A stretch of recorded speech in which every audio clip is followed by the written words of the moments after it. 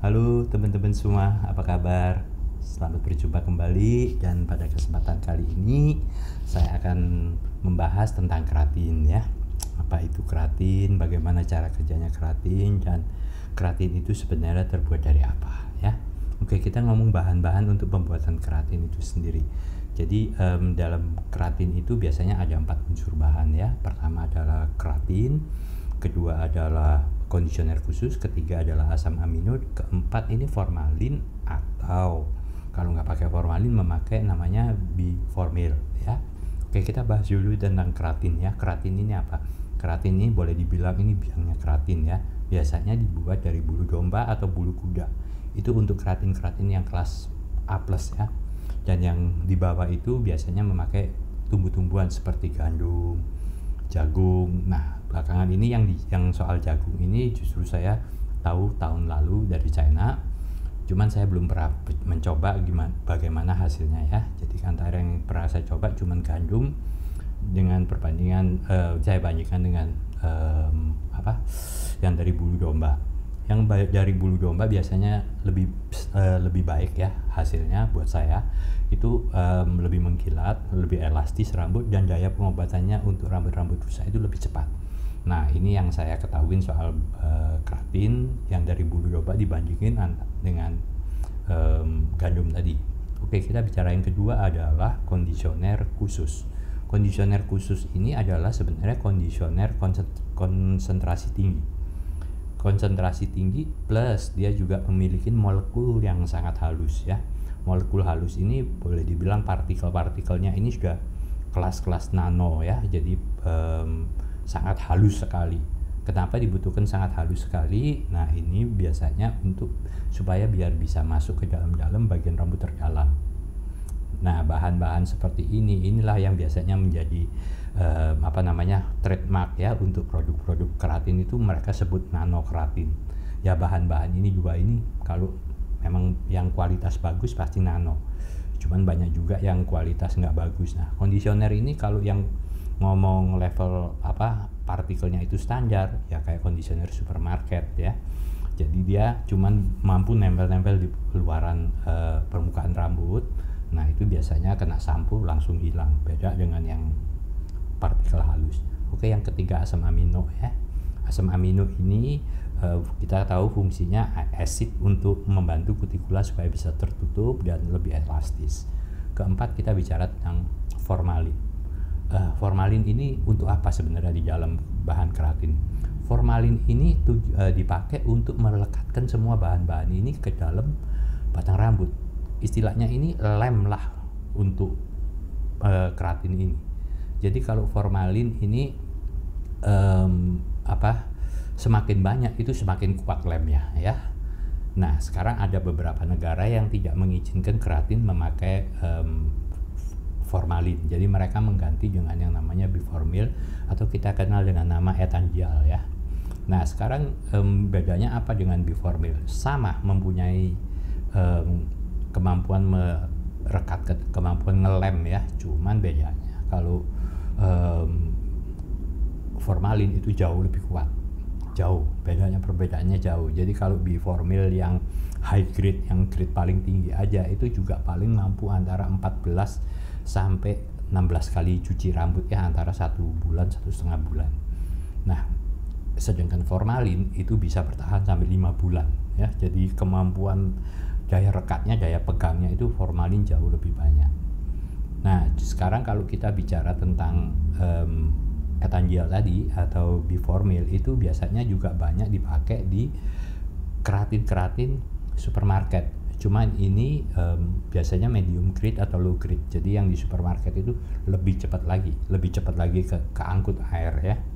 Jadi kalau kita bicara tentang bahan-bahan utama untuk ngelem keratin ini, yaitu salah satu etandiol atau formalin.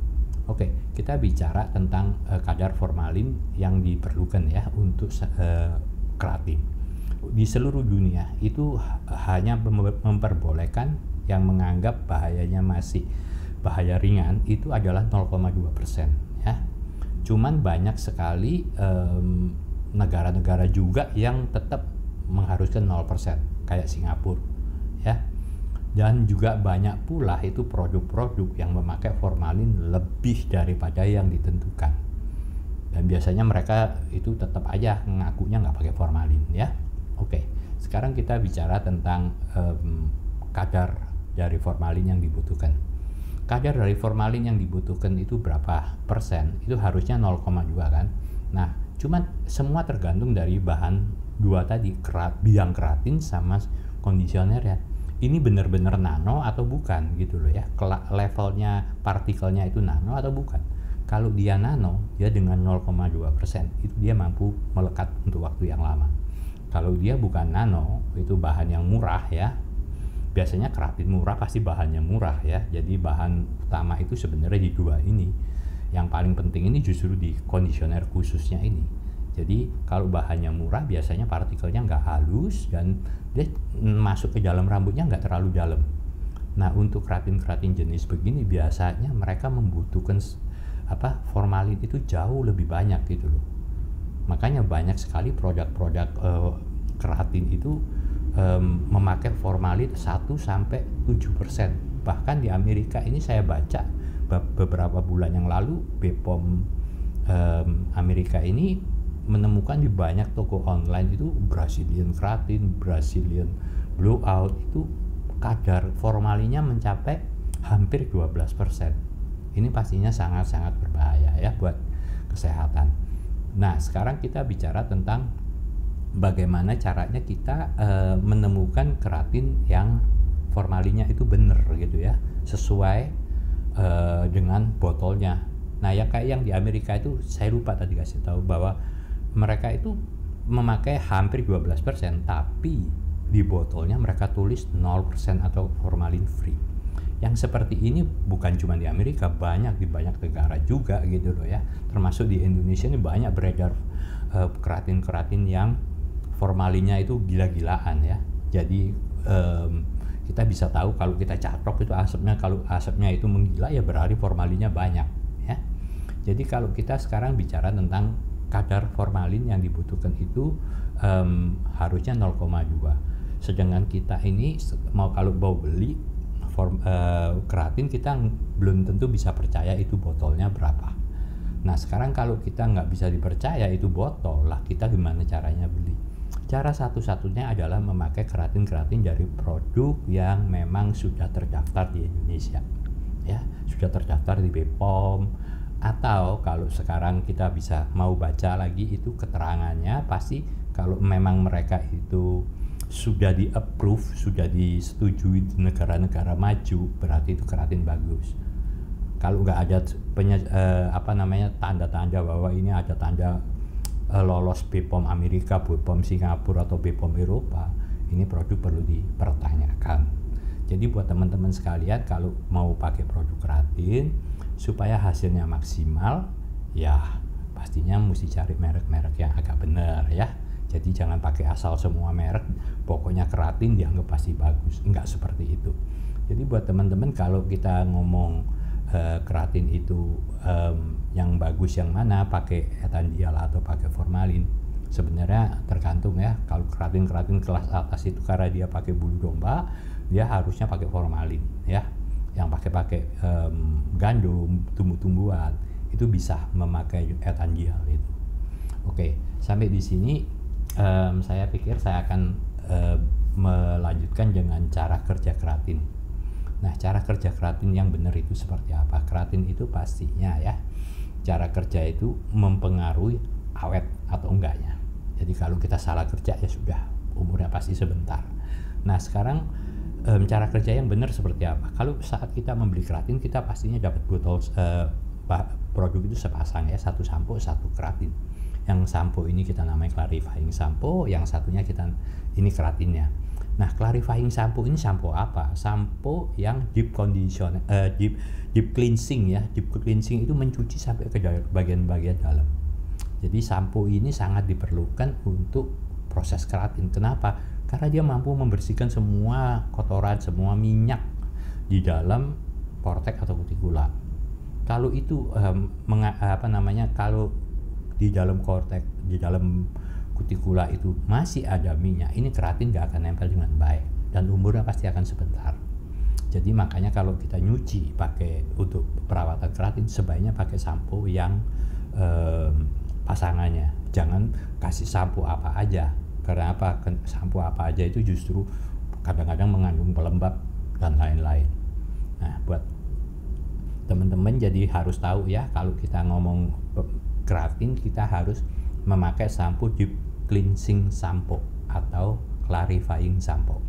Oke, cara kerjanya kita pasti keramas, setelah itu kita keringin handuk, kita olesin keratin dan kita diamkan 40-50 menit, kita catok. Nah, sekarang sampai dicatok dulu kita bicara. Catok ini berapa panas yang kita butuhkan. Ini berapa panas yang kita butuhkan itu tergantung dari bahan keratinnya sendiri gitu ya. Kalau kita ngomong keratin kelas A, keratin bulu domba atau bulu kuda, itu membutuhkan minimal 230 derajat. Kalau nggak 230 derajat itu yang namanya bulu-bulu domba itu tidak akan bisa menyatu dengan keratin rambut kita asli. Berbeda dengan yang namanya gandum, yang memakai bahan gandum. Kalau gandum itu cukup di 160 sampai 200 derajat ya. Jadi dia sudah bisa menyatu. Nah, ini panas yang kita harus ketahuin, berapa panas yang kita harus pakai. Nah, dari mana kita tahu ini panasnya? Dari botolnya. Biasanya kalau di botolnya itu pasti ada tulisan cara pemakainya gimana. Dan kalau kita sudah ikutin, kita harus 160 atau 180, ya sudah pakai 180. Jangan merasa harus pakai 200 lebih bagus. Tidak juga, itu nanti malah rusak gitu loh ya. Nah, kalau kayak keratin yang bulu domba itu kita misalnya disuruh 230 minimal, tahu-tahu kita pakai 200, dia juga nggak akan bisa bagus gitu ya. Bukan nggak bisa bagus, kelihatannya nggak akan bagus, bukan, tapi produk itu tidak akan nempel dengan baik di dalam rambut. Jadi semua kembali ke botol-botol itu sendiri, kita baca petunjuknya. Jadi biasakan kita untuk membaca yang di botol, jangan cuma nanya sales gitu loh ya. Sales itu cuma taunya jualan gitu. Jadi mereka itu ngomong technically, itu kita harusnya tahu di botol lebih benar dari omongan sales ya. Jadi kalau buat teman-teman harus mengerti cara pemakaian keratin seperti apa. Oke, kita kembali ke tadi, setelah catok selesai ya berarti sudah selesai. Kalau keratin ya, keratin murni sudah selesai. Setelah itu rambut tidak boleh kena air 3-4 hari. Ini mutlak ya.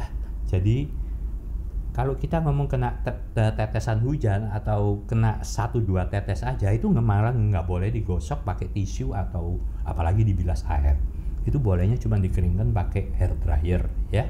Jadi kenapa? Karena keratin formalin tadi yang ngelem rambut ini itu belum pegangan dengan baik, butuh 3-4 hari lagi ya. Jadi perhatikan banget supaya tamunya juga dikasih edukasi, mengerti apa yang harus dilakukan di rumah, supaya kalau keratinnya habis karena dia gosok, nggak nyalakan kita ya. Jadi kita mau nggak mau harus dikasih tahu tamu cara merawatnya. Oke. Nah, di sini yang saya tadi jelaskan perlu diingat sekali, tidak boleh kena air sama sekali.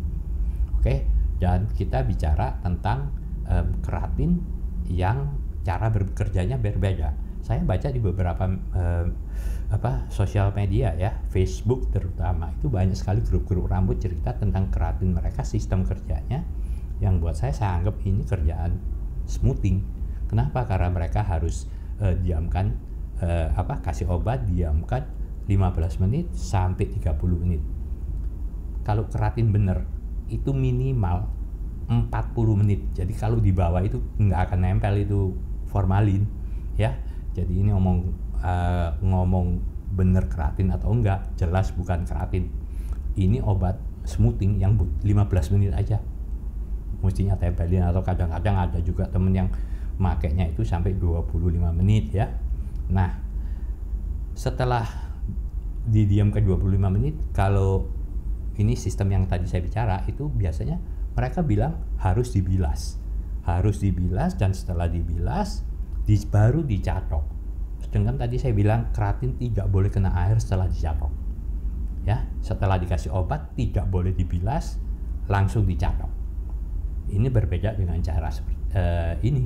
Ini setelah kasih obat harus dibilas, belum lagi setelah dicacok mereka harus semprotkan booster. Buat saya booster ini adalah, saya anggap ini pastinya netral gitu ya, netral yang mengandung sodium bromid. Jadi untuk menetralisir tadi obat smoothing ini. Nah sekarang kalau kita ketemu dengan sistem seperti ini, kita harus tahu ini sebenarnya obat smoothing. Kenapa? Karena banyak sekali hairdresser itu berpikiran bahwa keratin itu harus meluruskan, makanya produk-produk itu membuat keratin yang bisa meluruskan, padahal itu yang dijual bukan keratin bener gitu loh, itu obat pelurus. Jadi smoothing tapi dikasih keratin, tapi yang dijual kata-kata keratinnya. Nah ini kita mesti tahu benar cara kerja keratin yang benar seperti apa. Belum lagi ada beberapa salon yang kasih smoothing keratin, ngasih menu smoothing keratin, ini hasil smoothing keratin. Nggak ada itu smoothing keratin.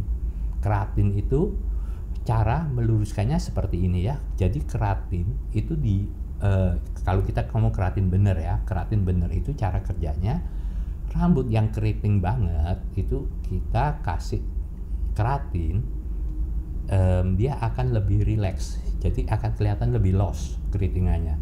Nah setelah lebih loss itu biasanya kita cacok kan, obat nempel dibiarin 40 menit dia lebih loss, itu setelah itu kita cacok pastinya di bagian luar ini ada seal ya, semacam lapisan keratin tadi, karena dicacok diikat dengan formalin tadi, dia akan mengikat di luar rambut juga. Nah lapisan inilah yang sebenarnya membuat hasil itu kelihatan lebih lurus. Nah kalau sekarang hasil ini lebih lurus, itu bukan berarti karena dia bisa meluruskan, tidak, ini karena ada sealnya, jadi ada lapisannya. Jadi ini berbeda banget dengan cara smoothing ya. Smoothing itu nggak pakai lapisan apa-apa, habis dikasih obat, kalau kita sedikit over proses aja dia langsung lurus sendiri, nggak pakai dicacok juga lurus. Ini beda dengan keratin. Dan keratin itu pelurusannya ya karena tadi pertama loss, terus kita seal. Nah sekarang kalau kita bicara untuk keratin itu yang bisa di relaksasi rambutnya oleh bahan keratin itu cuma keriting asli. Jadi nggak ada yang namanya keriting buatan itu bisa dibikin lurus oleh keratin. Kalau ada itu pasti obat smoothing, karena keratin nggak mungkin bisa seperti itu. Oke, jadi teman-teman harus tahu ya, kalau kita ngomong keratin itu seperti apa seharusnya ya. Tidak boleh kena air, tidak boleh dibilas lagi kalau sudah kasih. Nah berbeda dengan obat smoothing. Jadi kalau kita ngomong cuman punya daya jual, kita bicara ini smoothing keratin dan lainnya terserah, tapi setidaknya kita tahu apa yang kita lakukan. Dan tadi kita bicara tentang formalin, balik lagi caranya untuk tahu gimana itu formalin, tidak terlalu banyak untuk formalinnya bener dalam satu botol obat. Jadi kalau kita mau tahu bener enggak, itu sebenarnya susah banget, karena apalagi produk-produk yang nggak terkenal itu botolnya sudah ngawur gitu loh ya, sudah asal nulis 0% free formalin, padahal formalinnya bisa-bisa sampai hampir 12%. Nah kalau kita bicara formalin itu gimana caranya cari ya obat yang formalinnya bener, kita satu-satunya jalan ya kita beli produk yang terdaftar di Indonesia. Jangan beli produk yang nggak ada BPOM-nya, nggak ada BPOM Indonesia, nggak ada BPOM mana-mana pun juga nggak ada gitu loh ya. Kalau produk itu memang diakui di negara luar itu biasanya pasti ada kok. BPOM Singapura, BPOM Amerika, BPOM Eropa ya, BPOM Inggris, itu pasti dia ada tulisannya approved by FDA approved ya, itu artinya FDA Amerika, BPOM Amerika approve. Nah yang seperti ini biasanya bagus obatnya gitu loh, obatnya memang sudah teruji. Berbeda yang nggak ada tulisan sama sekali, BPOM Indonesia pun nggak ada. Nah ini yang kayak gini ini bahaya ya. Dan bahayanya itu apa? Bahaya dari formalin itu sebenarnya adalah waktu mencacokkan. Semakin banyak asapnya, semakin gede itu formalin dipakai. Nah kalau kita bicara kenapa asapnya berbahaya, Formalin kalau dipanaskan dia akan melepaskan racunnya. Racunnya ya asap itu. Dan bahayanya sampai di mana? Bahayanya itu bisa sampai ke kanker ya. Jadi kelas kanker paru-paru, kanker pernafasan, kanker darah. Nah, plus juga kita bisa hidung berdarah kalau itu formalinnya besar. Makanya hati-hati dalam pengerjaan keratin, karena kita beli keratin juga belum tentu itu benar punya, bisa jadi itu formalinnya gede. Makanya sebaiknya kalau mengerjakan keratin itu di ruang yang sirkulasi udaranya bagus, atau outdoor, luar ruangan. Yang jelas kalau pakai keratin kita perhatikan banget keamanan kita sendiri ya. Jadi di sini buat teman-teman, kalau pakai keratin, pakailah, saran saya nih, pakailah produk-produk yang memang udah jelas mereknya, sudah terdaftar dan cukup top mereknya di Indonesia. Itu kesatu untuk menghindari racun yang berlebihan yang harus kita hadapin ya, karena bahayanya gede. Dan kalau kita pakai produk-produk yang memang sudah terdaftar, itu biasanya kualitasnya bagus. Kalau kualitasnya bagus, hasil ketemu bagus, bahaya kecil buat kita. Jangan kita itu cari murahnya aja, tapi kita nggak tahu resikonya seperti apa besar ya. Sudah murah, resikonya gede. Sudah gede, resikonya ketemu hasilnya juga minim sekali. Terus apa gitu loh? Yang ada tamu kurang merasa mungkin nggak sesuai, bayar terlalu mahal tapi umurnya sebentar ya. Yang seperti ini kita hindari, supaya apa yang kita jual ini tamu suka, dan tamu suka pasti balik ya. Jadi buat teman-teman semua, mudah-mudahan penjelasan saya soal keratin ini bisa menambah pengetahuan dan bermanfaat buat teman-teman semua ya. Oke, sampai di sini dulu pembahasan saya. Mungkin lain kali akan saya bahas dengan tips-tips lain tentang tata rambut. Oke, terima kasih, sampai ketemu lagi.